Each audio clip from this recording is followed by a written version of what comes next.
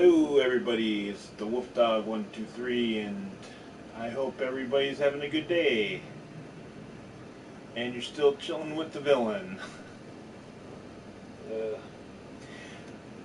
Alright, so on my old world, my one where I built the dome of weird, um, it's not really a dome, it's like a square, oval, something. Anyways, yeah.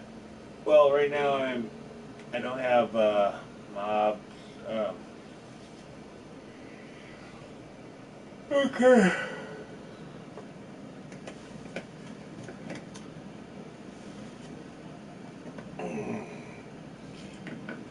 Okay, everybody, it's time to upgrade my world. Like right there, that whole thing, I could upgrade. Um, See, I've been putting down dirt over here, making the desert into a grass area. Let's see.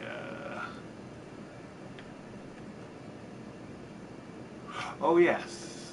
First of all, I'm going to upgrade my spawn location. I'm going to make a little parkour. Oh. Oh yeah. That's right. I don't need that one no more. Would that still go?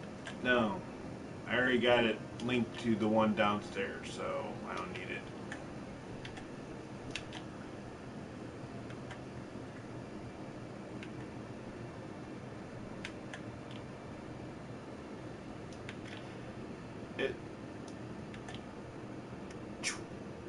Right. Now this stuff should be, yeah. CT. Whoa. I think I have that off anyways. Oh, okay.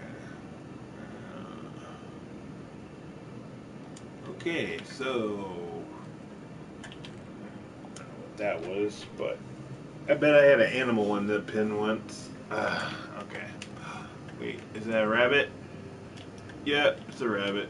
Okay, I got weird rabbit-looking things because they don't look like rabbits. I'll tell you that right now. This thing still actually works, and I'm surprised. It's a flower maker, so I can get colored dye. I don't have it on right now. Okay, let's go this way.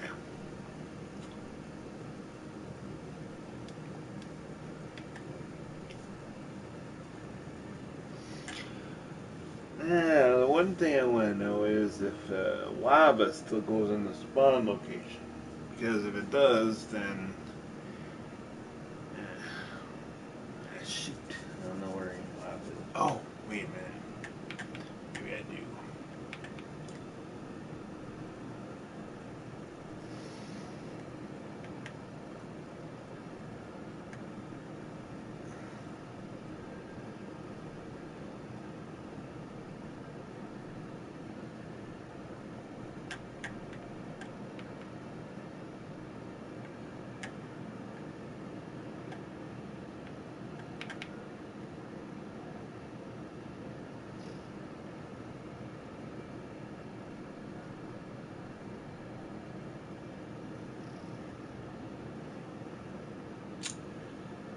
Oh, you're wondering why I'm just going along here. Okay, I need lava, right?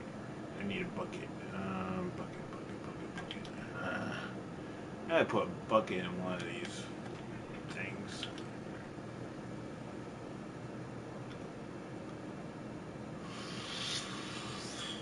Hover. There it is. Okay, bucket. Now I'll bring some water too.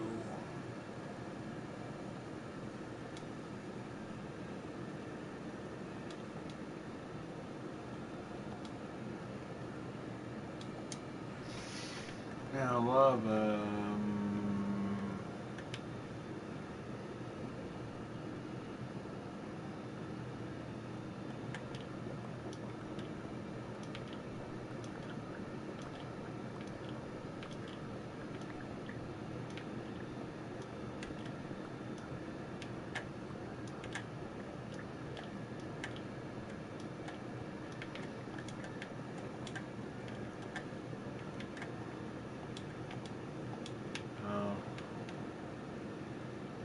Okay.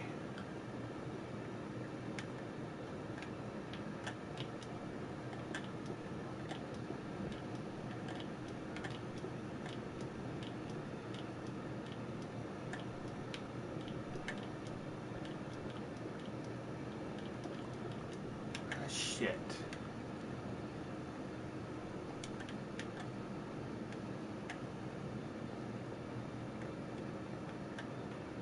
What? Alright, what?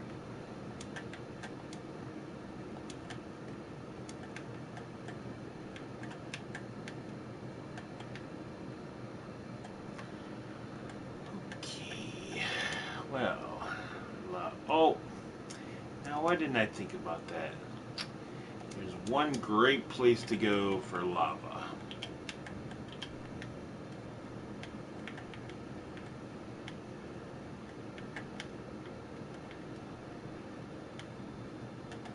I gotta change it. Oh.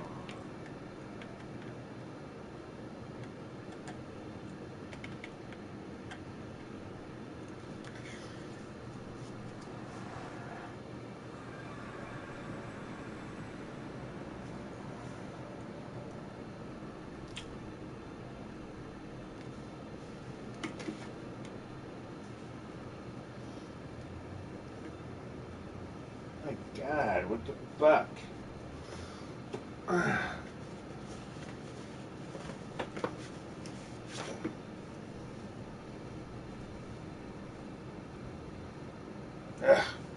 Oh, sorry. Yeah. Lava. Okay. Let's see.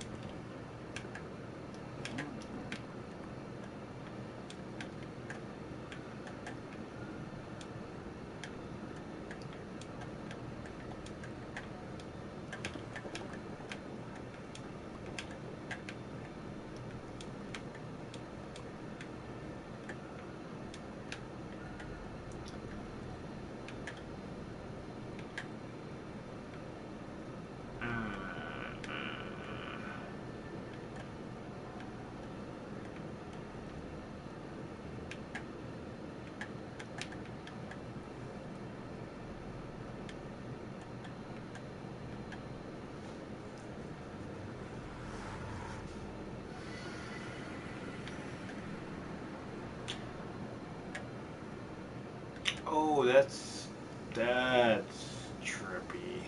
Look at that.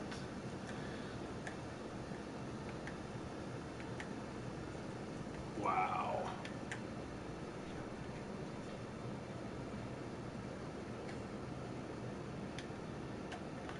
Alright, come on, render.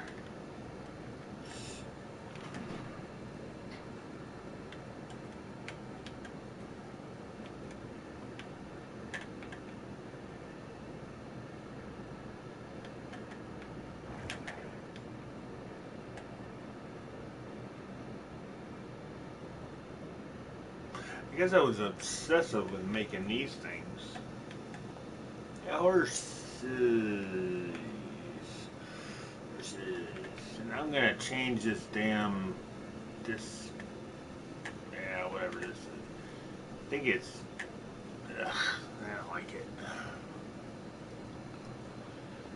First,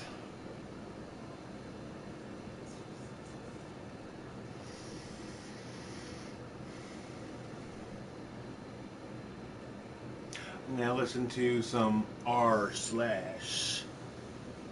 Shows how the drawings should have been. I never did. Sorry, in the middle of one. Calling me a jerk.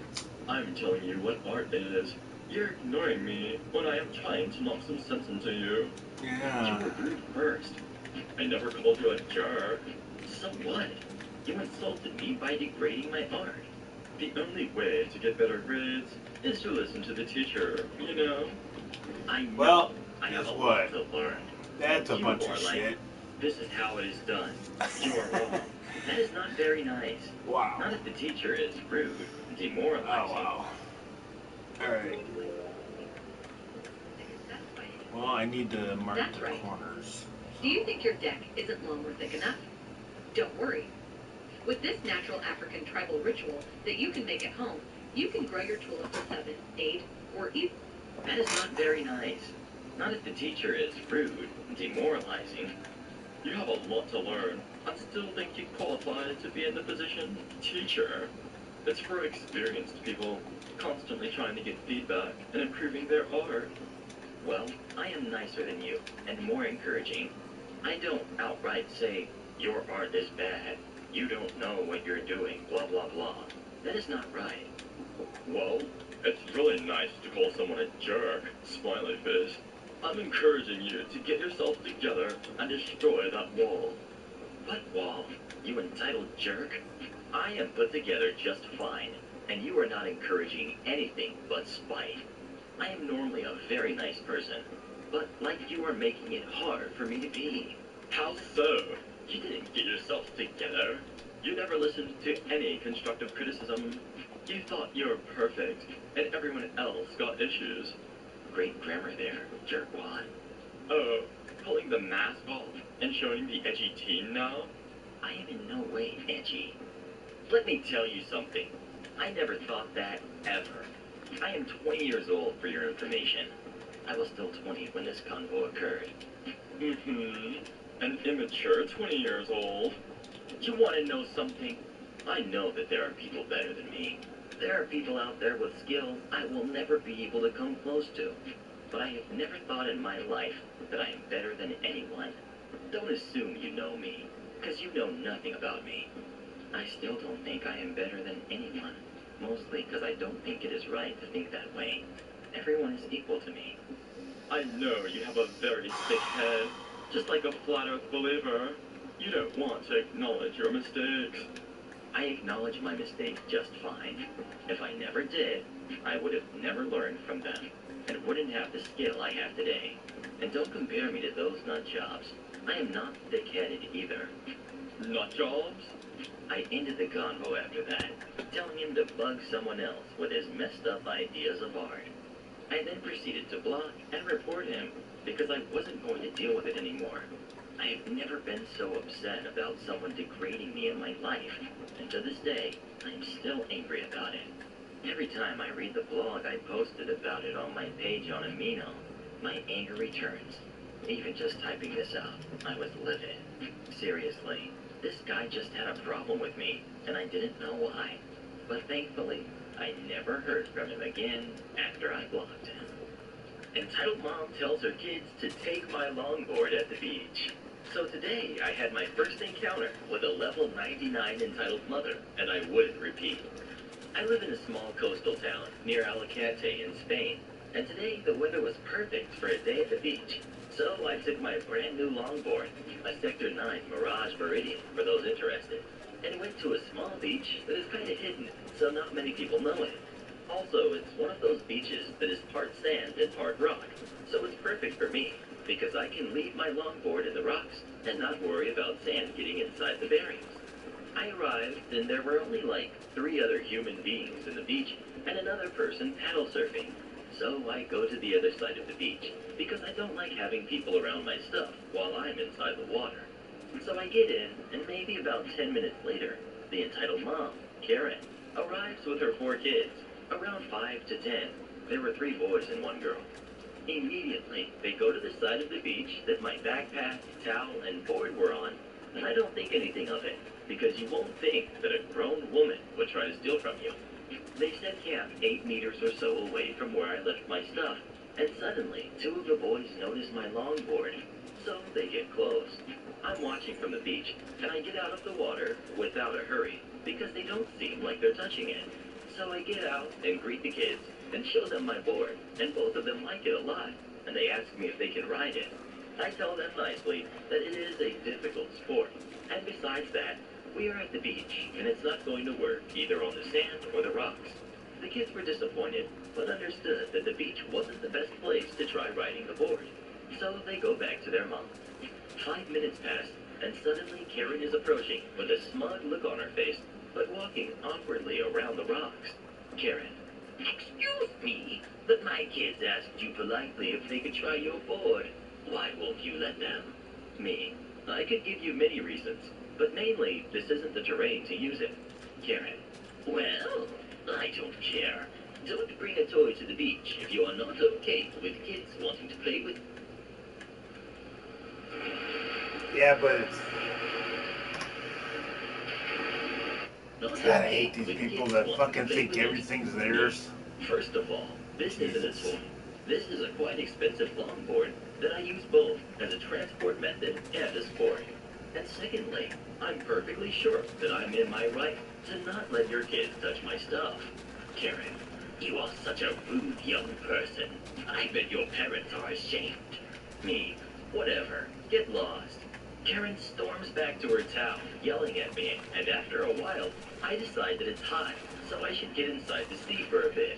However, this time I'm a lot more suspicious of Karen and the brats, so I don't go too far, and I stay in the shore near my longboard. Karen starts packing her stuff and tells her kids that it's time to leave, but she calls the 2 older boys that wanted to see my longboard and whispers something in their ears. Now I get ultra suspicious and get ready to storm out of the sea and catch the kids if needed, but at the same time I play dumb and I look the other way while I discreetly keep an eye on my board. As soon as they think I'm distracted, the 2 kids start running towards my stuff. I start running myself, because I know the crap Karen told them to pull off. They pick up my longboard, but it's too late for them to run away.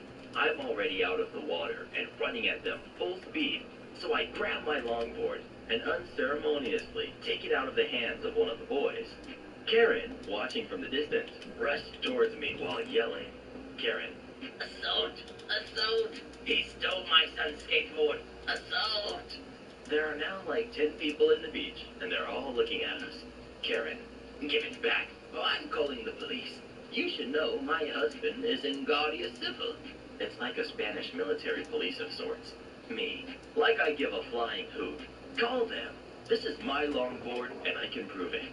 Karen: "It's not yours. It's a kid's toy that belongs to my kids." At this point, all of her kids are crying. Me: "Ma'am, if you try to take this board from me, I'll sue you so hard, I'll be able to buy myself a full collection of them." She proceeded to try and grab my longboard by the grip tape side. Rookie mistake, because I have my hands on the trucks. So when she tried to grab it, I pulled the back, lightly scratching her palm. Karen: "You scratched my hand. How dare you?" At this point, I had lost my nerves, so in my scariest screaming voice, I tell her to back off. At this point, two police officers that were driving their motorcycles in the road by the beach noticed the fuss and approached us. As soon as Karen sees them, she starts with the usual Karen BS. Officers, thank God you're here. This boy assaulted us and stole my kid's toy. Officer 1, is that true? Me, of course not. It was her who tried to steal my longboard, and I can prove it's mine. I have at least 10 photos of it on my phone from various dates, and I even have the receipt on my email. Officer 2, can you show me the receipt and the photos? Officer 2 accompanied me back to my backpack, and I picked up my phone and showed him each and every photo and video I had of me longboarding, the receipt, and even my longboarding gloves, which were inside my backpack. We go back to Officer 1, Karen, and the kids, where Karen is making up all sorts of lies about me. Officer 2 tells his partner that the longboard is without a doubt mine, but Karen doubles down on her story. Officer 2, enough with this, ma'am, please. The board belongs to this boy, and there's no doubt about it. Go away before I fine you for disturbance of the order. Karen goes away shouting. The officers apologize to me for the troubles, but I thank them because they ended up taking my side. So, a pretty crazy day at the beach. I wonder how people can be so entitled. Speaking of longboards, have you ever tried longboarding? Or how about skateboarding or rollerblading or scooters? Please let me know what your favorite is. I'd love to hear from you. If it sounds good enough, I might come take it for my son. Do I have to wear a special dress for my wedding? Entitled Mom says yes. First, some historical context. My family calls itself a Catholic, but we have never been that abiding to the church canon or protocol since I can remember. My grandmother is a lady who was born in 1930 and had the good luck of having an awesome father who surrounded her with all kinds of books. So the critic thinking has been in my family for 4 generations now. This happened back in 2002. My older brother, 26 at the time, and his girlfriend, 24 at the time, had decided to get married because of legal commodities. They both were in the first stages of their respective jobs. My brother is an engineer and was working on making a name for himself in his field. My now sister-in-law is a dentist who had recently begun to work in the public health system, so her work hours were crazy. She was called if there was an emergency, even if outside of her shifts.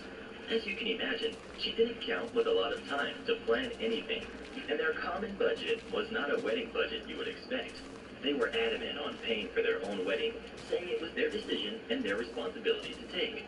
So they settled by a family meeting in my godfather's backyard. Simple food and family. No religious ceremony. Pretty simple, right? So in their own words, they could just stand there and be done with it. We've got E, my awesome but annoying older brother. We've got R, then girlfriend, now sister-in-law. We've got entitled Mom, R's Momzilla. We've got H, R's sister. We've got my middle brother, older than me, younger than E. We've got my awesome mom, and we've got me, a lousy teenager just watching all the drama. It all began the night they told us they were planning to marry. Everyone said the mandatory congratulations and asked about plans, parents planning budgets and all of that. My mom says she can help with the party, even if it's not traditional. And girlfriend's parents can pay for the church and all the religious ceremony thing being involved. Here comes the our craft, our money from the bride and groom. My mom looks at my brother with pride. She always does, even if he's just kicking a rock. Entitled Mom then says if they need anything, to feel free to ask her or her husband. And then, of course, her gift would be the dress. She has seen a couple in a brochure from this shop that is a dream. Girlfriend, do I have to wear a special dress? Entitled Mom looks at her as if she has just spewed her undeniable love towards Cthulhu. Of course you do. It's your wedding. My brother, I feel like we should clarify this. There's not going to be a religious ceremony or a big event. We're getting married because it's convenient for us. Me, happily eating spaghetti bolognese. They began the first blackmail fit. Entitled Mom began sobbing. How could they disrespect the church in that way? They would be living in sin. How could they do this to her? Girlfriend was the only daughter she was going to see getting married in her lifetime. Look at her sister. She was an old maid and would never give her that joy. Spoiler alert, the older sister, she was 27 at the time. And alright, even if they don't want a religious wedding, at the very least, she should buy a dress. How is she getting married in a potato sack? Yep, those were her words. At this point, me and my brothers share a look, because the disaster was imminent. Middle brother, why don't we all compromise on something? We can all go dress shopping, find something appropriate, and at the same time look special. Me, even touring another store, or more than one. By this point, my grandmother was getting stressed, and I was dizzy because of the high pitch of the yelling, so I just wanted them out of my nose. Girlfriend was not precisely happy, but agreed, and to try to placate things even more, commissioned her mom with all the preparations for the reception, gave specifications. I hear her saying something small, like 15 times, and the card with the money. She claimed that with the little time her job left, this would be better. We all thought it was true. The day of the shopping, I was dragged with them along with my mom. I have never been fond of shopping trips. I find them boring, and my medical condition is not precisely ideal for them. But I complied. I saw a girlfriend getting stuffed in God knows how many dresses. Entitled Mom was in heaven, saying one and the other were prettier than the last one. But at the end of the day, this was a civil wedding. So R chose the one that was not a wedding dress. It was white, but just above the knee, with long sleeves, the fabric was the sparkle of the entire thing. Not a single shine, rhinestone, or something remotely wedding-esque. Cut to 3 weeks before the wedding. I was in the patio arranging things to get my dog home. She has just been born. When I see R rushing in with a giant box in tow. She's a little shorter than me, and I'm a 1.56 meter giant. She looked pretty upset, and my brother wasn't home, so I rushed behind her to see if she was okay. When I asked her what happened, she sputtered, threw a box away, as if it burned, and began walking into our living room. I tried to sit her down, talk to her until she was a little bit more collected, and offer juice. And while I went to fetch it, I called my brother and shouted for my mom for reinforcements. After things calmed a little bit, my mom consoling her, for we didn't even know why, my brother finally arrived. R shows the box. It's a giant dress, with all the looks of a meringue cupcake, ruffles, rhinestones, a heart-shaped cleavage, a veil, and I think even gloves. I'm not that sure. And R began to cry. The dress was the least of the problems. It turned out Entitled Mom had booked a church. Church's decorations, a breeze, flowers, candles, and for the reception, a 5-course banquet, a giant designer's cake, decorators, because they have to make my godfather's backyard look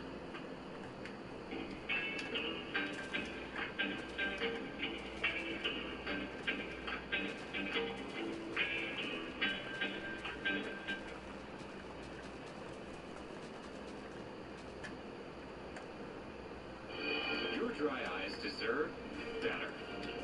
New preservative-free Ivisia Dry Eye Drops. Made with hydrating polymers that form a protective matrix over your eyes. Moisturizing hyaluronic acid and revitalizing trehalose. Scientifically formulated to reduce dryness, discomfort, and strain. Ivisia. We see a better way. From the makers of the #1 doctor-prescribed dry eye brand in Europe. presentable, and chosen the invitations. All of this, paying with the card they gave her, which was perhaps around 10% or something of the like of the total price for all the nonsense. Obviously, they got everything returned. Have a couple of problems with some people who do not accept cancellations, but the bank took care of it. The story has a happy ending though. They had to do something before Entitled Mom got wind of the things, so in that very moment, they jumped in my brother's car, went to the courthouse, and got married. Stopped on the way back to my house to buy a ton of pizza, frappuccinos for everyone, and fruit tarts from our favorite bakery when we were kids. Texted everyone that they had just gotten married and that everyone was welcome to celebrate with them at home. When R's dad and sister arrived, they said Entitled Mom was deeply hurt and offended, and that she was not putting a foot in that ridiculous party, not after the disregard of all her efforts and job. It was better for everybody. Today, they're still married. They have a teenage kid who is both joy and work, but who we all love deeply. Entitled Mom is still there, sometimes making a fuss, but my brother has gotten very good at handling her. Whenever you get married, are you going to want a big wedding or a small wedding? And if you're already married, which kind did you have? Please let us know. When Kevin and I got married, we had a huge wedding. It was over $80,000, but that's what credit cards are for. Our policy says we can give all products away for free to the fourth waiting in line. So I did. Context. I worked at a local supermarket as a low-wage cashier, and this happened at the beginning of this year. Our supermarket chain decided that in 2020, there should be less people on the work floor because they wanted to reduce wage costs. Now, that wouldn't be such a bad idea if they didn't apply it to busy days, and I work on the busy days. You should also know that at my supermarket, we have a rule that the fourth person waiting in line gets all their stuff in the basket completely for free, unless all regular checkouts are occupied. In our supermarket, there are 3 regular checkouts, but usually they are not all occupied. It was a busy Saturday, and I was the only one behind a checkout. My boss is currently working, and also another fellow employee. It's around 10 a.m., and usually it gets really busy around 10 a.m. and 12 p.m. There are 3 customers at my checkout, and I start to get a bit nervous and ask through my earpiece that somebody needs to open up another checkout. My boss, she is a nice boss by the way, I don't have any grudge against her, tells me that everything is fine. Alrighty then, everything is fine. It gets even busier, and there are now 5 or 6 people at my checkout. Boss is dealing with self-scanner customers, and the other employee is at the other checkout. I tell my boss that someone really needs to open up a new checkout, or I'm going to have to start handing out free goods to everyone. She tells me not to, and to just send people to an empty checkout. This works well, because most people in my city are not even aware of the fourth in line rule, so it is a good way to prevent giving away free products. Alright then, I send customer number 4 through now 7 to an empty checkout. New customers are now taking in the places of the people who I just sent away, and they start looking mad at me. Understandable. After a couple minutes, still nobody has opened the other checkout because they were also handling a lot of people. I decide to just follow the policy and give people what they are entitled to. Sir, did you know that you were fourth in line? Fourth in line gets everything for free, so here you go. I scan the next products. Miss, everything here is free. Have a wonderful day. Next person comes. I scan the products. Everything is free. Have a nice day. I still had to scan the products, but it actually got rid of the queue really fast, because I'm quite good at scanning things fast. It's just that a lot of people in this city are elderly, who are really slow at paying and packing up. Either they can't see the numbers well, or they don't remember the number combination for their card. I also gave the people who I sent away and came back everything for free. After the whole thing, my boss asked me why I was giving everyone everything for free, and I simply stated that I'm following the rules. But I told you to send them to an empty checkout. Yes, and then they came back to me because nobody was going to open a checkout. Then she walked away mad, probably because they just lost a bunch of money. Now they have decided that more people should be working on busy days, and I'm glad. I also hope those customers enjoyed their free products. What would you have done if you were in this situation? Would you have given the products away for free, or just kept ringing them up? I'd love to hear from you. Free. It's about time cashiers start giving us what we deserve. I teach my lazy dad a lesson. Cast. We've got me, my dad, and my sister. Story. I'm 17, and I do my share of chores around the house. Have been doing for years. They involve taking out the trash, mopping the whole house, etc.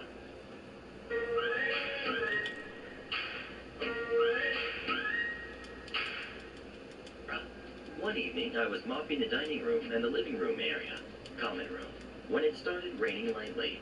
My dad was outside and called me to take down the clothes from the clothesline outside that were left to dry. Since I was busy, I called my sister to do it. Note that the clothes were not mine at all. They belonged to my mom, my sister, and my dad. I had left my mom's and sister's clothes to dry. Not my usual chore, just helping. My sister is mostly a lovable person and goes out to do it. Then my dad yells at her and tells her that it's raining. It's barely raining, just a few drops here and there. So I go outside, and he's sitting there fidgeting on his iPad. I'm kind of upset, and this conversation follows. Me. Could you please do it this once? I'm actually mopping the floor. Dad. No. Me. Why not? You're simply sitting here, and I'm doing something else. Dad. Because I don't want to. Yes, he said that. You left them out to dry, so it's your responsibility. Me. Those are not even my clothes. Dad. So? None of my business. I quit trying and went to do it. That's when I noticed his clothes were also there. Cue the malicious compliance. He said it was my responsibility because I left the clothes out to dry, but I didn't leave his clothes out. So I took down my sister's and mom's clothes and left his clothes remaining. He was so immersed in his iPad he didn't notice. Conclusion. All of his pants were there and they got wet. It's rainy season where I live, so good luck with drying those pants. Also, I don't regret it. My mom said what I did was very wrong. Am I the jerk? No. Hey, this happened today. I'm not able to see some comments, but by now I'm pretty convinced that I was being a jerk. What do I do now? He's giving me the silent treatment. Update. I tried apologizing after a lot of you told me to, and he rejected it. Do you think it was wrong what he did? And why or why not? We'd love to hear from you in the comments below. I'd teach them a lesson they wouldn't soon forget. I am legit terrified for my life after this. So this doesn't seem like much, but as someone with really bad anxiety, this made me shake and have a breakdown at work. So this man comes up to my register, and he seems really mad for some reason. I try to be cheerful to, make his day a little brighter, and he is just not into it. I accept that and scan his item. It's a very expensive item. He all of a sudden gets super upset. We've got the customer and we've got me. Customer. What is this? Me. The customer. The price was $163. Yelling at this point. Me. I'm so sorry, sir, but did you maybe read the wrong tag? No. Oh, well, I can go back there with you and see. I'll change it if you're right. Customer grunts. No, forget it. Just ring me out. Me, a little shaky at this point, hands noticeably vibrating. All right, that'll be $200.85. Customer grabs card reader pen and just starts stabbing the screen.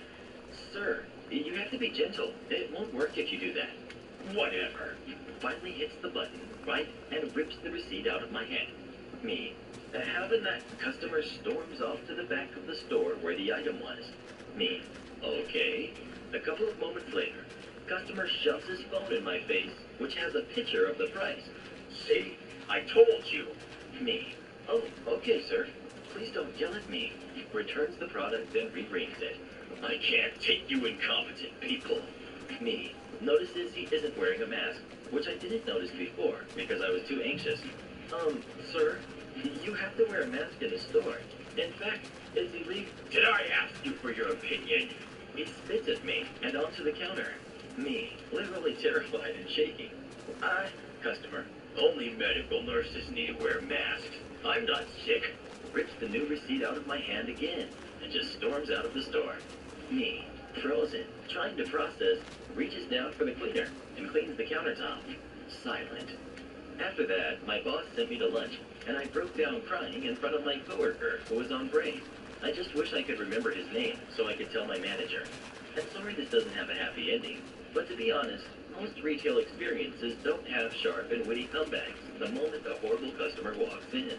Also, for context, I work in a retail store that is mostly for older/retired people, RV stuff, so I get a lot of old and cranky customers. But this one was just truly a spectacle. I know I should have called the police or something, but I was just too frozen to do anything, and no other customers/coworkers were around. If I see him again, though, I'm going to my manager first thing. Oh, and the price tag was actually an old tag. It was supposed to be replaced by a new one that was a higher price. California economy, everyone.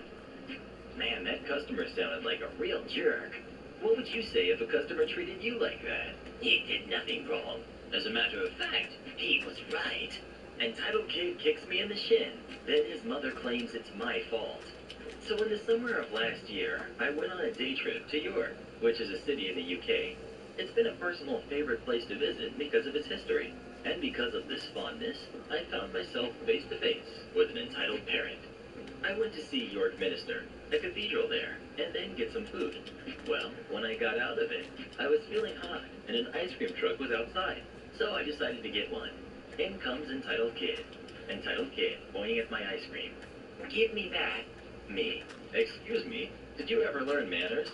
Entitled kid. I don't care. Give me the ice cream. I took a closer look at the kid, and he seemed about 8 or 9, old enough to know that he can't be that rude to strangers. Me. No, I bought this with my own money. I'm not gonna give you entitled kid cutting me off. Shut up. Give me it. Me. No, it's mine, and I paid for it. Go ask your mom for one. Entitled kid. I'm not gonna. Me. Well, you're not getting mine. I stood up and started to walk away when this kid ran in front of me and started to pull his leg back. Immediately, I stepped to the side. Me, as he swings his leg. You're gonna have to try harder than that. I grew up with an... I stopped as pain shot up my right leg, and I realized he hit me in the shin. I dropped my ice cream and went to sit down. Me, why would you assault someone like that? That's for not giving me your ice cream. He pulled a face and stuck his tongue out as I held my leg in pain. Who knew an 8-year-old could cause so much damage? 10 minutes later, I was about to go and get food when I spot the kid again, with his mom and dad. I tap his mom's shoulder as his dad takes a photo of the cathedral. Me, hey, earlier your son kicked me in the shin. Did you tell him off for something? Entitled mom. What did you say? My little baby would never do that. She ruffled the kid's hair as he smiled condescendingly. Me, well, he did, and I have the mark to prove it. I was wearing shorts so anyone could see my lower legs, and I point to my right shin. Me, he was rude to me and told me to give him my ice cream, and when I did it, he kicked me. Entitled mom. Well, it's your fault then. If you'd just given him the ice cream, then he wouldn't have kicked you. Me, look lady, I'm nice enough to not press charges for assault, but he didn't deserve my ice cream. He was rude, and frankly, I didn't want to throw my hard-earned money away, even if it's just a couple of pounds. At this point, the dad turns around and looks down to me. I'm 5'8", short genes run in my family. Dad, hey, listen, we're sorry. I'll tell entitled kid off, and I'll buy you another ice cream if you want. Me, no, I'm fine, but thanks anyways. Just tell your kid off for me. I walked off, and the mother shouted back at me. Our little angel would never do that. He's a perfect boy. I don't care at this point and kept walking. Eventually, I found a good place to get some food and sat down. Guess who walks in the door while I'm halfway through a burger? If you guessed entitled mom, you were right. Following her was her little jerk and his dad. They glare at me, and this conversation ensues.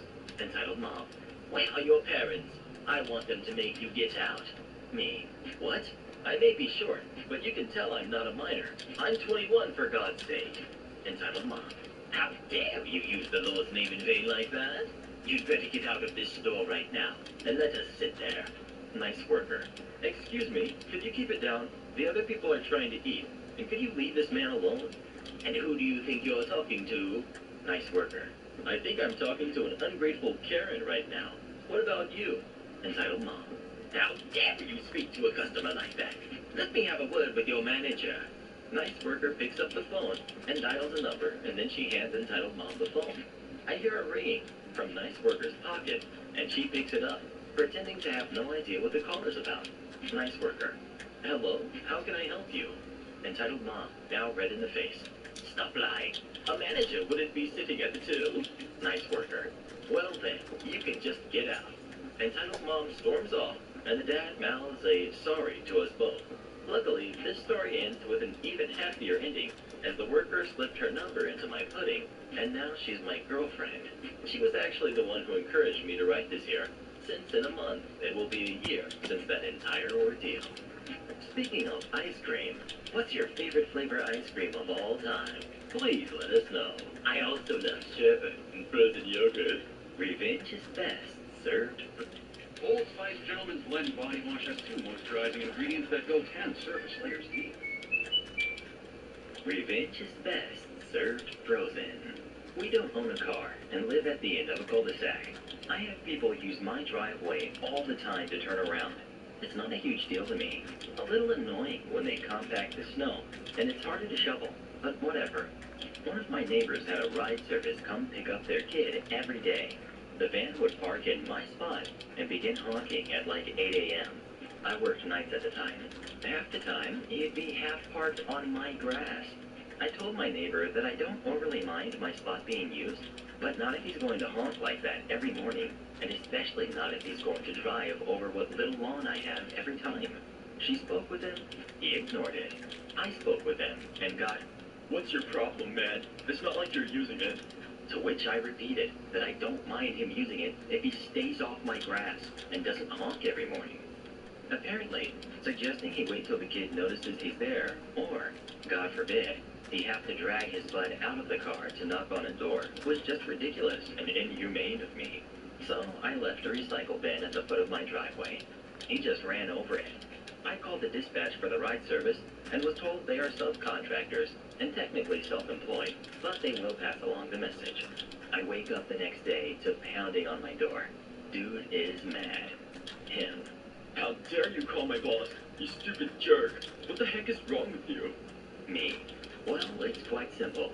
You were told not to use my driveway if you were going to drive on my lawn and wake me up every morning. Now get off my doorstep. I'll sue you if I lose my job because of you. You've been warned. Don't trespass on my driveway or property again. Dude storms off in a huff. So this happened on a Thursday. The kids have a PD day the next, and it's supposed to be one of those delightful Canadian weekends where it drops to like -40 Celsius. For my American friends, -40 is where Celsius and Fahrenheit meet up. So it's so cold. So that night, I grabbed one of my more beat-up plastic garbage bins, made sure to plug all the holes with a generous amount of duct tape, stuck a sign on it that read, "Private property, driveway not for public use," and proceeded to fill it to the brim with water. Now, before anyone thinks I'm a jerk, willing to potentially endanger anyone in the car, I'd like to point out that my neighbor's kid is the first to be picked up, so it's just the driver in the car. Cue Monday morning. He sees the garbage can, backs up a bit more, and defiantly charges the garbage can as if to teach me a lesson, and proceeds to cause some pretty serious damage to the front end of his car. Dude gets out fuming, calls the cops, and comes pounding on my door, screaming about how I'm going to buy him a new car, and that I'm about to be arrested. Cop. So let me make sure I understand this situation. He asked you not to park here if you couldn't refrain from honking, then warned you not to park here and put up a barrier. Now you expect him to be charged and pay for damages you caused yourself to your vehicle in an attempt to destroy his own personal property? I will never forget the look on his face when the officer said, "Yeah, that's not how this works," and turned to me, asking if I wanted to pursue charges for him damaging my personal property. I just gave him the most crap-eating grin I could muster and said, "No, I think we're good." I then went back inside to enjoy a morning coffee while watching him from my kitchen window as he paced back and forth in the cold, waiting for a tow truck and having to call the company he worked for to explain why they needed to send out another driver to complete his route. A cul-de-sac can also be used to describe a street with no exit, which is exactly where my home is. It's easier for them to use my driveway than three-point turn their way out like Austin Powers. I was drinking my morning coffee because they were 6 p.m. to 2 a.m. shifts, so nights, but not quite overnights, and I usually got up around 10 a.m. Every time he'd wake me up around 8 or so, I wouldn't be able to get back to sleep, hence why I needed him to stop.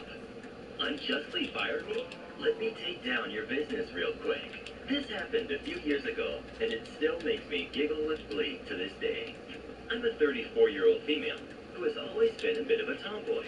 I like cars, sports, and reptiles. When I was 25, I wanted a career change and finally followed my dreams of working in an auto repair shop as a painter, like my father always did. To start my education, I needed to already have a job at an auto repair shop as an intern. So I searched and called a lot of companies to see if they had spots. There were literally several companies that laughed at me because there's no place for a woman on the work floor. Disheartened, I tried one final company who said he'd take a chance with me. I was thrilled. I was promised lots of opportunities to learn and a steady job after graduation. I started a week later, and the first 2 weeks were awesome. I learned a lot and was promised even more opportunities. He promised I would have 2 to 3 hours a week of private time with the resident painter for practice. Soon after, though, it went downhill. The owner had a bid on a contract with a large city in our country to restore underground containers. I had to sand them down, put sealant on the edges, and prepare them for painting. Tedious work, but I did it diligently. The promised practice time never happened. After a while, all I did, day in and day out, 8 hours a day, was sand down underground containers. By the end of the day, my hands and wrists were numb from the vibrations. This, by the way, is illegal. You're not allowed to sand with a pneumatic sanding machine for more than 4 hours a day in my country, as it causes severe wrist and hand issues. After several months, the contract with the city ended, and I hoped my promised practice time would come. But no, it didn't. I was given jobs that had nothing to do with my education. I was told to do jobs that a contractor should do, like put rebar in front of the windows, repair the sliding doors, repair walls, and other small things. Basically, nothing to do with my desire to become a painter. After 6 months of doing literally nothing that I could count to my education, my boss called me into his office. He told me he was fed up with my attitude. He made a mistake hiring me. I was fired on the spot. I was heartbroken and cried the whole way home. I didn't get it. I put 110% into my job, working hard, always on time, staying late if needed, and never complained. I didn't understand what happened and was pretty down for a while. However, several days later, I found out I was pregnant, which helped me get over my downness. We had been trying for over a year, so we were ecstatic. When the time came that my final paycheck should come in, nothing happened. A week after it normally came in, I called, but was told to not complain, and it would be transferred shortly. 2 weeks later, still nothing. Called again and got a very irate boss on the line, yelling at me and calling me things I will not repeat here. I was fed up and contacted my lawyer. Here comes the revenge. In my country, there's apparently a few laws that my boss broke without me even knowing about them. First, you're not allowed to fire somebody without reasonable cause. You need to document bad behavior and give the employee a write-up. After 2 write-ups, you're allowed to terminate. My boss never did this. Unlawful termination can end in a fine, and the employee has a right to get as many monthly pays as the employment contract would have continued if the employee wasn't terminated, which would mean I had a right to another 6 months of pay. Second, you must pay the final paycheck within a week of termination. We were now going on week 4. After the first week, an employee is entitled to compensation of up to $100 per day of not receiving their paycheck, meaning I was now entitled to at least $2,100 extra pay. My lawyer wrote up a letter to my boss stating we would be pursuing my legal rights. He didn't respond. A week later, we sent another letter, increasing the compensation for late payment as we went. After a month of my lawyer not getting any response, suddenly I received my pay. No compensation, nothing, just basic pay. My lawyer recommended to go to small claims court, and so we did. Mind you, it takes about 3 months before you can appear before court. He didn't even show up in court, but sent a statement through his lawyer saying how I was a horrible employee, blah, blah, blah. However, he had no proof whatsoever, but I did. I had my performance reports from 1 month into employment and 4 months into employment, and they were stellar. The judge saw right through my boss's BS and awarded me 6 months of pay, $12,000, 4 months of late payment compensation. This is because he didn't pay the full amount my lawyer requested, as was my legal right, about $12,000. Legal fees, now about $3,000. I was paid the same week. He was then also charged with a fine for violating employment laws. He had to pay $50,000. This resulted in the Employment Bureau, this agency makes sure companies comply with employment laws, etc., investigating the company. They discovered the building I worked at was unsafe. The foundation was unstable. Walls were crumbling and tilting. He was told to make repairs, or they would close it down within a month. By accident, they discovered he was also cheating on his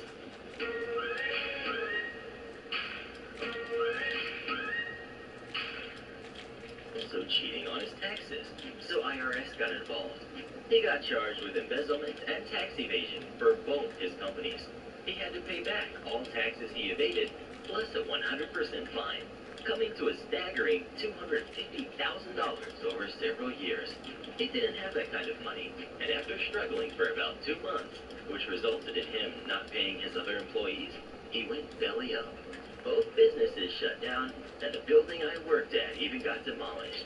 10 years later, it's still an empty plot, and if I ever feel put down by somebody, I take a short time to drive to that place, and it reminds me, karma will eventually step in. Have any of you ever had a boss who was treating you very badly? If so, what did you do about it? Please let us know. The boss is never the problem. It's always the lazy employees. If I ask for it, I can obviously afford it. I work at a breakfast diner as a host, which means that I manage guests at the front lobby and assign them to a table and server, and will also take care of any and all to-go orders. Predictably, I've been restricted to only handling to-go orders as of late. It's been hectic, but I've been scraping by. I've also been scraping up a lot of interesting encounters, one of which occurred over the phone. And as I answered with my customer greeting, the response I got told me well enough just what kind of call this was going to be. Hi, thank you for calling our location. How can I help you? Pancake platter. Right, so it's one of those customers. Ordering for pickup? No problem. Can I have a name and phone number, please? Cue the long-suffering sigh that can only ever come from someone feeling that they've been inconvenienced by having to do more than just the bare minimum in an interaction with a retail worker. The customer lists off his name and phone number with an annoyance he did not even bother to conceal. I dealt with this kind of thing before, a lot more frequently as of late even, so I don't let it faze me. I get started on his order, repeating everything he tells me just to make sure there aren't any misunderstandings. I kind of have to anyways. Our restaurant only has one phone line, and when I want to call and someone else tries to call us, this high-pitched, distorted noise plays over the call and completely blocks the other person, meaning I can't hear what they're saying. Great design, phone company. As our call progresses, his annoyance only grows. Then comes the faded, "Can I have this food item that doesn't come with the meal?" request. Sure, but it's going to be an extra charge. Is that okay? I must have accidentally cussed him out without realizing, instead of telling him about the upcharge I thought I was talking about, because he suddenly got very hostile with me. If I didn't think I could afford it, I wouldn't have asked for it. You think I care that it's extra? I just want my dang food. Okay then, that stunned me. I stammered a bit before trying to pick up where I left off and resuming with the rest of his order, which continued to be as unpleasant as his mood. By the end of it, I read out his total. That'll be $14.50. There was a pause over the line. Sir? You know what? Cancel that order. You guys are nothing but scammers and raising your prices for no dang reason. And then he hung up. Guess he asked for something he couldn't afford after all. A hefty $14.50. This was bewildering to deal with in the middle of a to-go breakfast rush. This isn't as extreme as the stuff I've seen on here, but I thought maybe you guys would enjoy hearing about this strange encounter. Speaking of breakfast, what's your favorite breakfast food of all time? Please let us know. I could go for some pancakes, waffles, toasted strudels, or Pop-Tarts. So, you want to break my skateboard? During the summer of 2007, my friends and I were hardcore into skating. I was around 13 years old at the time. My friends and I just started getting pretty good, which is what you'd expect considering we skated 24/7. I grew up with a single mother who worked 3 jobs just to make ends meet, so I didn't really have much growing up, besides my friends and a skateboard. It was my birthday early that summer, and one of my friend's parents, they essentially raised me, bought me a new skateboard, which meant a lot to me, considering that's all I got that year. In my neighborhood, there was this curb which came in from the street and wrapped around a tree and dumped back into the road. Once we figured out we can grind around this, that's all we did if we weren't at the skate park or doing God knows what else. Well, the problem with this curb is that it was in front of the neighbor's house, who was known across the neighborhood as being the typical annoying, nosy, and complaining sack of potatoes. Anyways, one day my friend and I are skating the curb like we nearly did every day that summer. But this time, he came out and confronted my friends. Unfortunately for me, I didn't see him, and I was coming flying in to hit the curb. Last second I see him and bail from the curb, and my board landed right in front of him. With one fell swoop, he planted his foot directly through my board, and just like that, my birthday gift is broken. Fast forward 3 years, and I have a new stepdad who made life that much better, and I actually started to have a relationship with my mother and him. During that summer, I was helping my stepdad and his car garage, helping fix and service cars and a bunch of stuff. Then one day, the man who broke my board came in and needed help with his car. As soon as he saw me, he reminded me about what he did to my board, in a joking-like fashion, like what he did was funny. My neighbor came in saying that his brakes keep making a squeaking noise and demanded, quite rudely if I'm honest, we fix it instantly, saying that I want my car to be in tip-top shape, whatever you have to do. Then smirked at me and said, I can afford it. My stepdad said we were swamped and that he will call him when it's ready. He eventually sighed and said some crude remark as he stormed out, leaving the car. I told my stepdad that I'll look at the car. Turns out all he needed was a simple oil change. Here's where the malicious compliance kicks in. It did occur to me that he said he wanted his car in tip-top shape and that he could afford it. I noticed that, well, he would certainly want some brand new filters. While we're at it, let's replace the battery, and maybe the whole brake system as well. It's important to note, even though we didn't live in a rich area, this man had quite a bravado about him, and would constantly flex his seemingly minimal wealth upon everyone he could. I ended up racking up closer to $2,000 worth of parts, and was quite pleased with myself. Fast forward to the end of the day. My father had left, and I was going to lock the shop up, and my neighbor came to collect. Gave him the bill as he looks in anger and disbelief, saying, why did you replace the battery and brakes and whatnot? I replied simply with, you said tip-top shape, thought you could afford it. He then begrudgingly agreed and paid his bill. Did he break a maybe $50 skateboard? Yes. Did I rack up pointless replacements on perfectly fine parts that we later reused? Yes. Now that's some good revenge. What would you do if somebody broke your skateboard? Please let us know.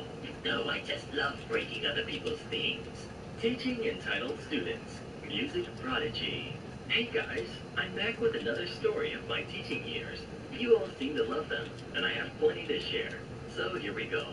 We've got entitled dad, we've got entitled student, and we've got me. Backstory. This was pretty early in my teaching career.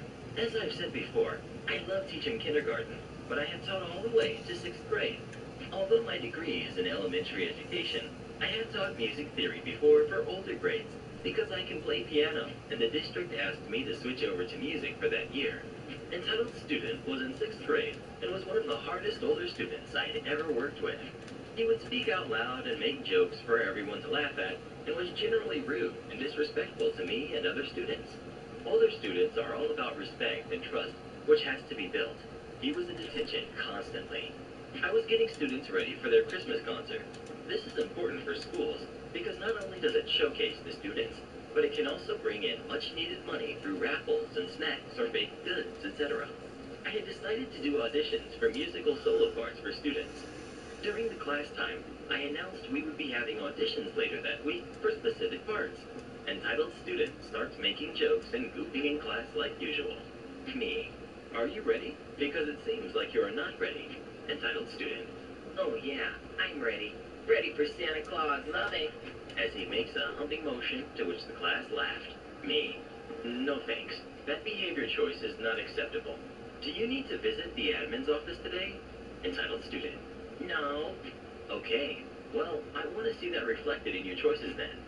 I don't have to listen to you. You're just a music teacher, not a real teacher. Excuse me? You heard me.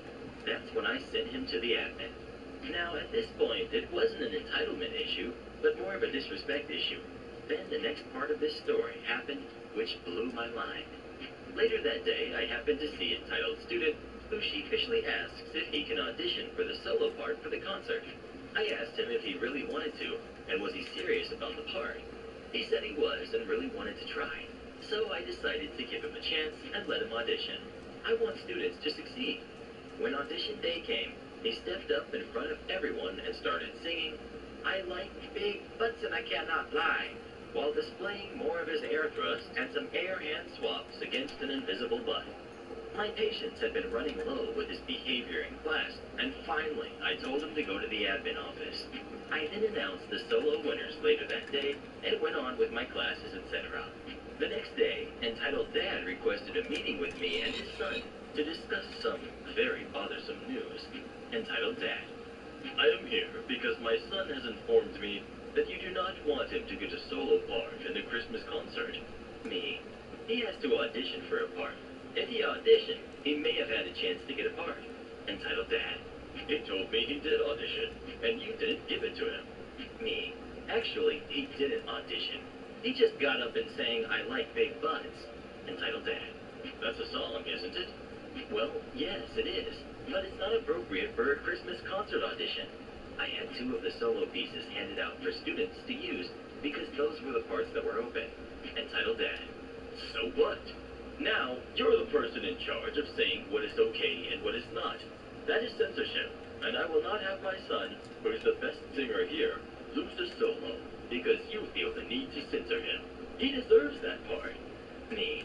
I'm sorry, but I have already chosen the parts for other students. He could have had a chance if he actually auditioned.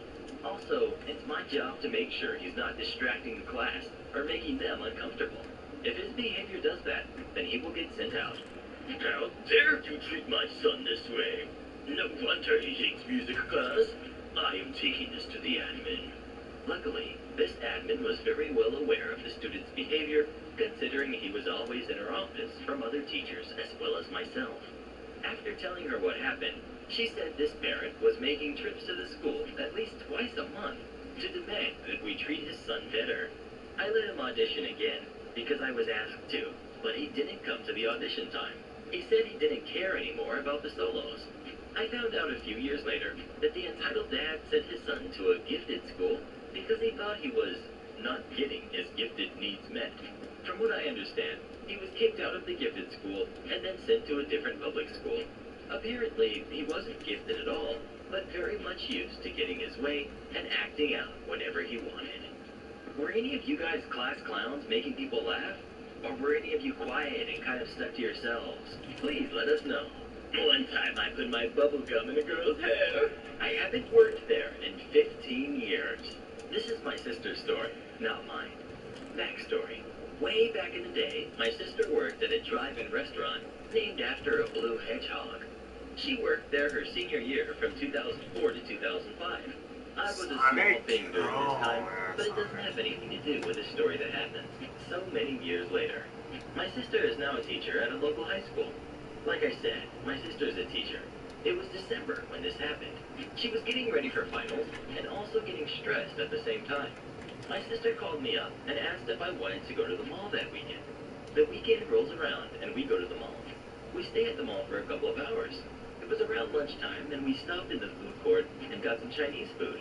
My sister's phone rang. She answered it and the conversation went like this. Keep in mind, it was only one-sided.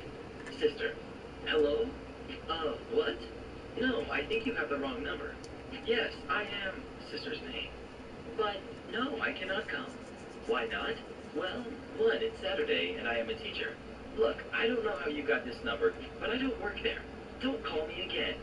I looked at my sister as she hung up and asked what was that about. Me. What was that about? Sister. That was the restaurant. You know, the one I used to work at in high school? They called saying I was on the schedule. Me, trying not to laugh. Why the heck would your name be on the schedule? You haven't been there since I was 8. We're 10 years apart. She got the job there when I was 7 and left when I was turning 8. Sister. I know, right? We continue our lunch without further interruption. Later that week, my sister had contacted the manager of the restaurant she used to work at. Since the time she had been there, the restaurant had changed managers several times. She called the manager up, and the conversation went like this from what she told me. Sister. Hi, I would like to speak to the manager, please. The manager comes to the phone. This is the manager. Is there a problem? Sister. Yeah, I was wondering why you still had my information from over 15 years ago. Manager. Excuse me? Sister. Well, you called me on Saturday, remember? Saying I had to come in. Look, I just wanted to tell you that information is no longer valid. When you have auto glass damage, trust SafeLight. In one easy appointment, we can replace your windshield and recalibrate your advanced safety system. Great, thanks. Stay safe with SafeLight. Schedule now. SafeLight Repair, SafeLight Replace. I had to come in? Look, I just wanted to tell you that information is no longer valid. I am 32 years old. I don't live in that town anymore. I haven't lived there since I was 18. I'm a teacher. I want you to throw off that information, okay? Manager. Well, this is your name, right? Look, I have your information right here. Sister is beyond done with the manager. Sir, I'm trying to be nice.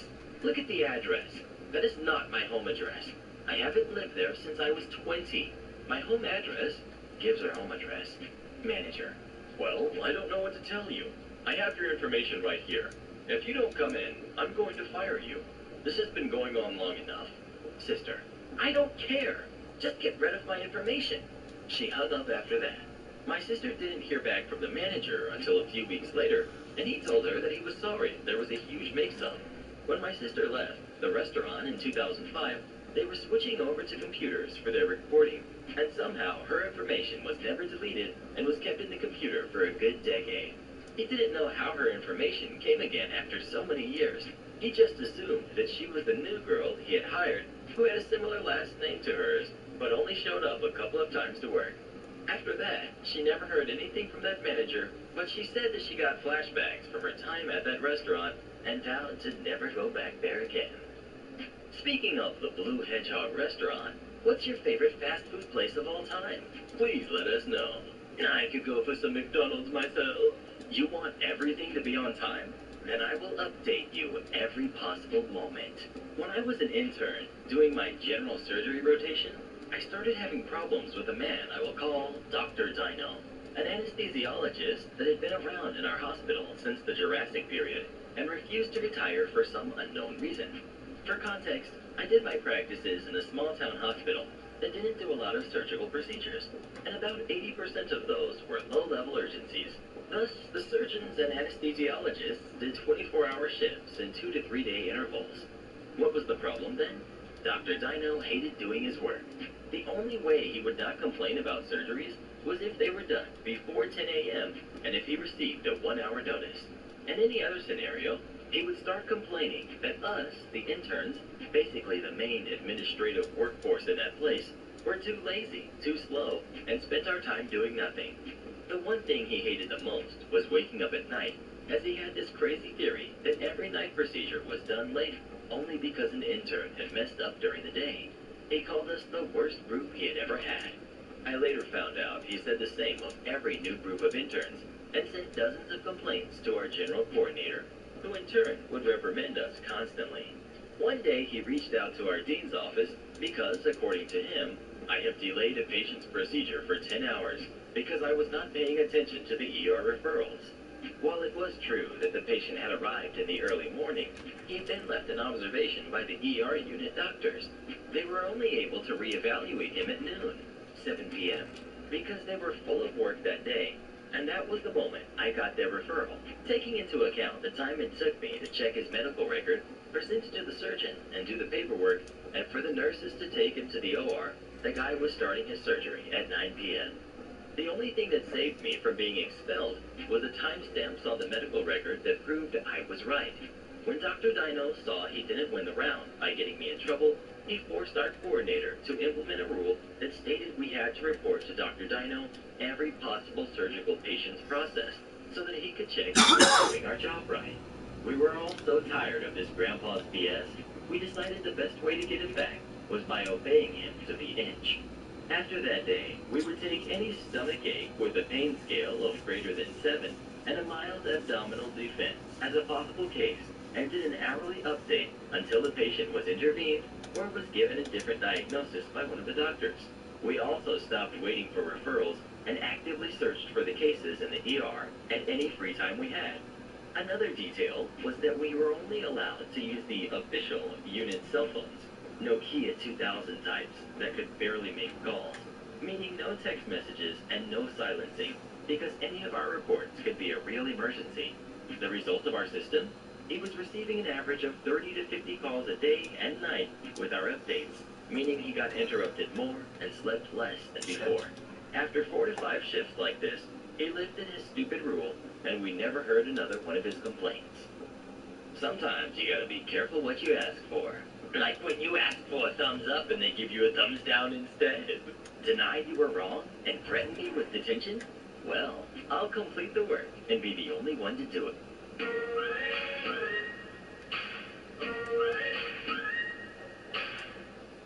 The only one to do it. When I was in senior school, age 11 to 16 for the non-British, my mother was the chair of governors at my school. For the most part, there was no issue. The occasional teacher would make a joke, saying to a student if they had a problem, they should complain to my mother. but it was always in jest. The only time it ever caused an issue was with my maths department. I've always been very good at math from an early age due to my father. He worked in computing and taught me how to do math the way he was shown. It made sense and helped me be a lot quicker than most. So naturally, I was in top level of class, and one of the top students in that class as well.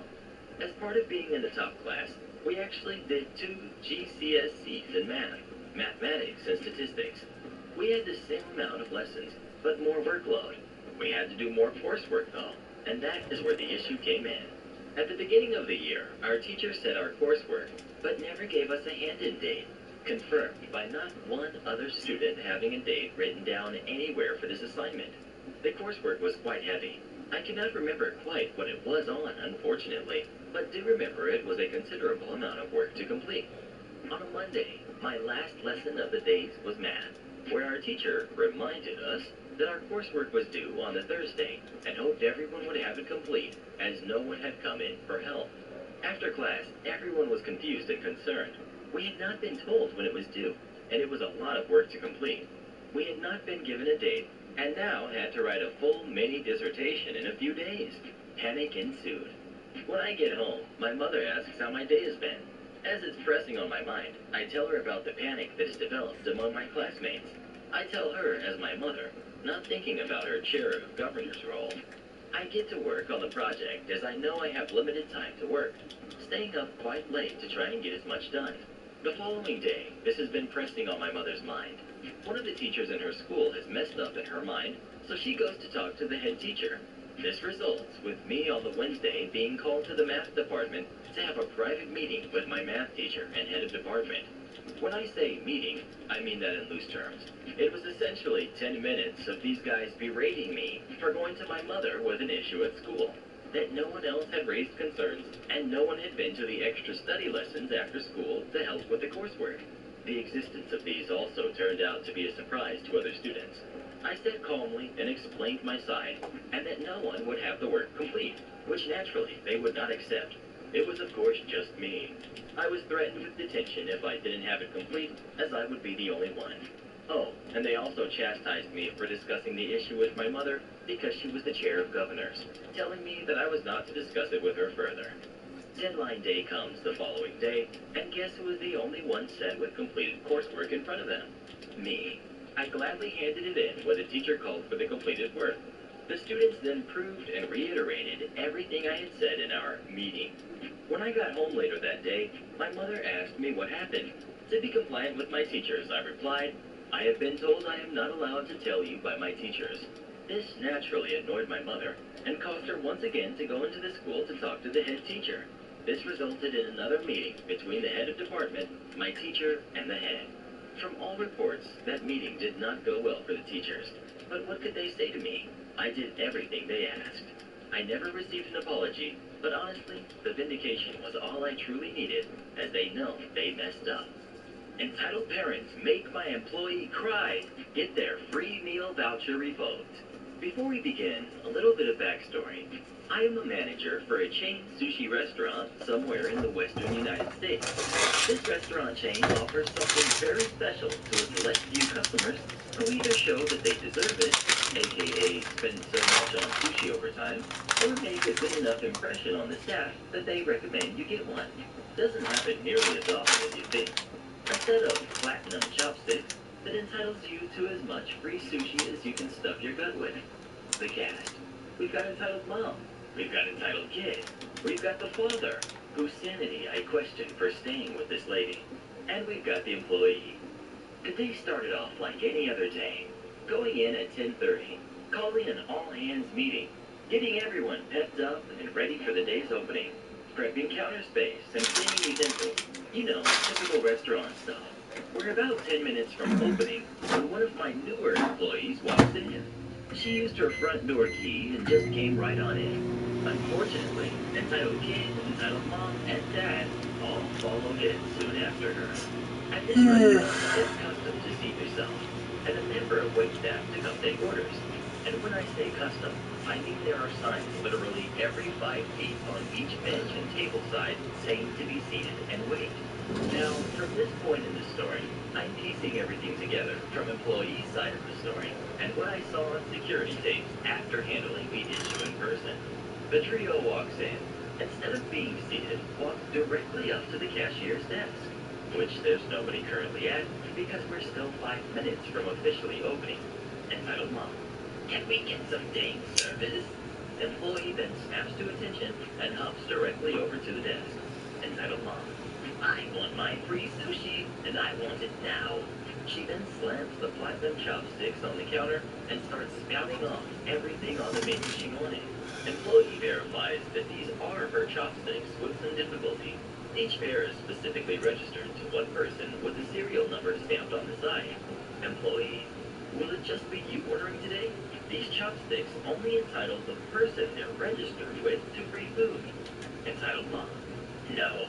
These chopsticks mean I get as much as I want, and I want enough for me and my family. Employee, I'm very sorry, ma'am, but the contract that you signed to get those chopsticks clearly stated that you were only allowed one serving of your choosing at a time. Plus listen here, you snot-nosed brat. I don't care what you say.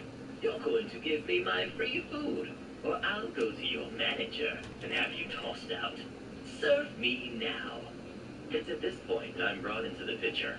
Employee comes stumbling into my office, tears streaming down her face, and 3 other employees right behind her to quickly relay the story. I'll spare you the rest of the details, as there was some not-so-clean language spoken between me and Entitled Mom. But here are some of the highlights. Entitled Kid decided it would be a good idea to run around every table and knock over all of the soy sauce bottles, the ones that don't have a lid. Then run over to the drink machine behind the employees-only counter and completely soak himself. Entitled Mom started shrieking at the top of her lungs that she's going to get what she wants, and we're going to pay for her son's dry cleaning before throwing the peppermint bowl beside the register across the room. Meanwhile, Dad just stands there like this is all normal and smiles. Before everything was said and done, she managed to not only get her platinum chopsticks revoked, but she was also gifted a lovely pair of matching bracelets by a local police officer. Employee was sent home for the rest of the day with full pay, while I took over her spot on that shift. Luckily, the rest of the day went smoothly. Edit. Much apologies for not sharing the rest of the details. Unfortunately, I have to cover my butt in case somebody from corporate sees this. I very much like my job title, and I'd very much like to keep it. Now I really want some Chinese food. Do you guys like Chinese food? And if so, what are your favorite items? Please let us know. Ooh, Chinese food? Hurry up and finish these stories so we can go to Panda Express. Insulting the director is not the best way to make an impression. All names contained herein are fictitious, hence why there are quotation marks around them. Cast. We've got me, quirky creative movie geek. We've got Molly, conniving wannabe actress who is as talented as she is honest. We've got Jason, the producer and actor. We've got Lacey, actress, director, writer, and all-around sweetheart. This story takes place back when Molly was trying to branch out from being an actress into writing and producing. Her self-entitlement ran so deep, she believed if she repeated her lies or half-baked opinions, they somehow magically became the truth or facts. She also expected everyone to accept whatever word salad she spewed at face value. Unfortunately for her, the world does not work that way. As for Molly's job qualifications, her minimal community theater experience as a 20-something circa the mid-1980s somehow translated to her being the second coming of Meryl Streep. Her writing was beyond terrible, bordering on indecipherable. Despite no professional experience as a writer, she did have a knack for making things up. To date, her resume is her best work of fiction. As far as producing goes, unless you count Val Moore, she had 0 experience. To set the scene, Molly and I were still on somewhat good terms when this incident occurred. Neither of us had representation, i.e. manager, agent. We would attend networking events together and met people who could potentially lead to employment opportunities. I'm good at talking to people because I speak from the heart and I don't lie. My passion and love for show business is clear, especially to those who have the same interests. I tend to be rather outgoing, and am happy-go-lucky by nature. I also have a rather witty sense of humor. I often use it as an icebreaker, and have since branched out into doing stand-up comedy. It's a lot of fun. It was at one such networking event where I was a guest of actress extraordinaire, Lacey. In addition to being a phenomenal performer, she was a whiz behind the scenes. This particular occasion was a screening of her short film that had been accepted to a local film festival. I was allowed to bring a +1, so I, rather foolishly, extended that concession to Molly. Never one to miss an opportunity to show off her immeasurable beauty. Molly had, for lack of a better phrase, dressed to impress. She looked like a college professor dressing down to crash a sorority keg party. Picture a late 40s blonde, blue-eyed woman with bad highlights, obvious hair extensions, a pound of makeup caked on, in form-fitting skinny jeans, a midriff-bearing crop top with a button-down overshirt revealing far too much, tottering around in spiked platform hooker heels that gave her diminutive stature a 5-inch boost. Molly stuck out like a sore thumb. She was getting a lot of stares and attention, just not for the right reasons. I was dressed conservatively in my favorite royal blue polo shirt, black jeans, and slip-on patent leather dress shoes. Midway through the screening's after-party, Molly was stewing because I had abandoned her to go off and talk to other people. Her negativity was like a radar laser, and I felt it when she glared at me from across the room. I was in the middle of telling my new acquaintances about my script, a feature-length original comedy, when I saw her approaching. She tapped me on my arm and asked me to join her while she had a cigarette. I politely excused myself and reluctantly followed behind her. I knew I was about to get chewed out. Once we were outside and she lit one up, it quickly became apparent that her nose was out of joint. Molly snarkily. Well, aren't you the belle of the ball? Me, confused. What are you talking about? Molly. I helped get you invited to this event, and you ignore me? Me. Whoa, hold the heck on. 1, you didn't give me my invitation. Lacey did. 2, it's called mingling and networking. You should try it sometime. After all, you're the one with 20 years experience in the business. Molly. Don't get smart with me. You know I'm not good at that kind of thing. Cut the crap, Molly.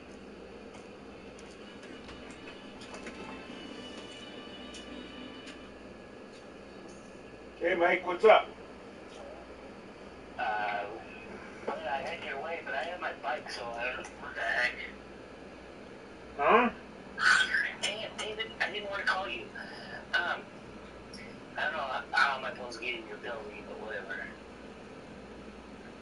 Are you outside? No, I'm at Loads of Fishes with my bike. Oh. I accidentally called David before you. Oh. and Did I'm you on my way back. did you get my text for the login information? No. Seriously? My phone's been not working until I got charged last night. Okay. You said I could watch it on a 15-inch TV. Oh, of course you can. But But how am I supposed to bring my bike in there? you have to lock it up outside. Yeah. Okay. There's a lot of people go back and forth there. You don't think it's gonna get stolen? No, it's good. It'll be good. Anyways, I found that other lock of mine, so I'm going to bring it out to you. Sweet, I can lock it up twice, dude. It is a key lock. You got the key? I got the key. Alright, I guess I'm gonna try this. We're gonna walk in your building, right? I'm gonna get some Subway first. Alright, I'm going to go downstairs. What? I'm gonna try my hot milk burger to see if it works at Subway. Oh, could you give me a 6-inch? Yeah, it works. Alright, cold cut, or BMT. Just meet me there. How long? Oh no, I can get from All the fishes downtown pretty quick. He said I was pretty quick. Why don't you just call me when you get here? It won't take me long to go to. I don't know why I want Subway. I'm eating freaking hamburgers. Oh. Oh, why would you want Subway if you're eating a hamburger? I'll have it for later. Well, if you say so. I just couldn't. I Oh. want the barbecue chicken. It doesn't sound good. Yeah, I just want. That was pink in the middle. All right, just call me when you get to Subway. All right. That's what she said. Very pink. It looks good. I'll see. That's funny. I got this guy to laugh. All right. All right. Call me. Call me when you get to Subway. All right. All right.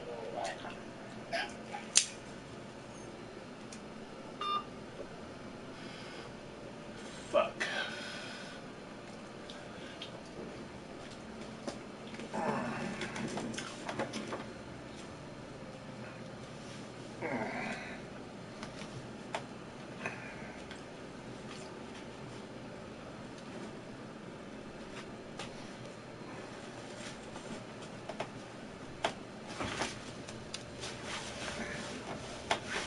I don't got no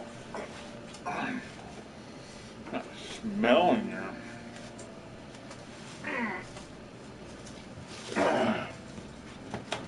Alright.